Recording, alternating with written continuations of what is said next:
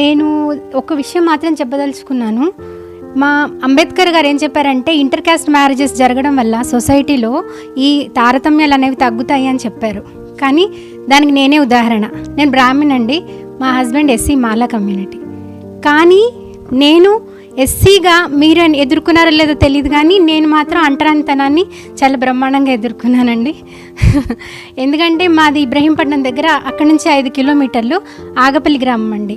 పెళ్ళైన తర్వాత 2 సంవత్సరాలకి నేను అక్కడ చిన్న విద్యాలయాన్ని స్టార్ట్ చేశాను, ప్రైమరీ స్కూల్ అనమాట. అయితే నేను స్కూల్ పెట్టిన తర్వాత ఆ ఊర్లో 1200 కుటుంబాలు ఉన్నాయి. అందులో 70% బీసీలే ఉన్నారు, ఒక 30% ఎస్సీలు. అందులో 7 కుటుంబాలు మాత్రమే ఎస్సీ మాల కుటుంబాలు అనమాట. అయితే నేను ప్రతి ఇంటికి పిల్లల కోసం వెళ్ళేదాన్ని. వాళ్ళు నన్ను చూసే చూపండి, నేను పుట్టి పెరిగింది బ్రాహ్మణ్గా కాబట్టి నేను మొదటిసారి అప్పుడు ఫేస్ చేశానమాట. ఏంటి చూపు, ఏంటి అసలు నువ్వు మా ఇంట్లోకి అడుగు పెడతావా అన్నట్టు చూసేవాళ్ళు. ఇట్లా ఒక రకంగా నాకు అప్పుడు అర్థమైందండి, ఏంటి అసలు ఇది ఎస్సీలు అంటే ఇంత దారుణంగా ట్రీట్ చేస్తారా అని. మంచినీళ్ళు ఇవ్వడానికి కూడా హెసిటేట్ చేసేవాళ్ళు. ఆ రకంగా నేను పెట్టిన స్కూల్లో 2 సంవత్సరాల వరకు మా ఊళ్ళో నుంచి ఒక్క పిల్లాడు కూడా రాలేదండి. నాకు వేరే ఊళ్ళ నుంచి బస్సులలో వచ్చారు పిల్లలు. ఫస్ట్ ఇయర్లో 80 మంది వచ్చారు. తర్వాత 2 సంవత్సరాలు నన్ను పరీక్షగా పెట్టి చూసి నా చదువు అంటే చూసిన తర్వాత, డెవలప్మెంట్ చూసిన తర్వాత అప్పుడు 1-2 మొదలు పెట్టారనమాట రావడం.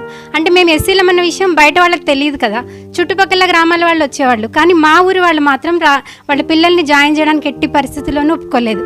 ఎందుకు అంటే ఎస్సీలు నడుపుతున్నారు స్కూల్ కాబట్టి మేము జాయిన్ చేయమనే మాటే డైరెక్ట్గా. ప్రతి సమ్మర్ హాలిడేస్లో స్కూల్ మూతపడిపోతుంది, ఎస్సీల స్కూల్కి ఎవరు వెళ్ళొద్దు అని నా వెనకాల ప్రచారం చేసేవాళ్ళు.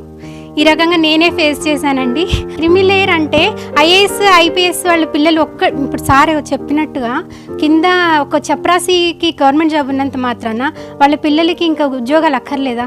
వాళ్ళు ఎలా బాగుపడతారు? క్రిమిలేయర్ పెట్టడం అనేది ఏంటంటే ఇది మనకి రిజర్వేషన్ అనేది ఇచ్చింది ఎందుకండి? అంబేద్కర్ గారు కేవలము ఈ అంటరానితనాన్ని రూపుమాపాలి అనే ఉద్దేశంతో ఏర్పాటు చేయబడింది, కానీ అది పవర్టీ గురించి కాదు కదా. It is not an anti poverty program. కాబట్టి దీని రిజర్వేషన్ని ఎందుకు క్రిమిలేయర్ దగ్గర తీసుకెళ్తున్నారు, దాన్ని ఎందుకు ఇంట్రడ్యూస్ చేస్తున్నారు అనే విషయాన్ని మనం అందరం కూడా ఆలోచించాల్సిన విషయం. ఇక్కడ క్రిమిలేయర్ అనే ప్రసక్తి రాకూడదు.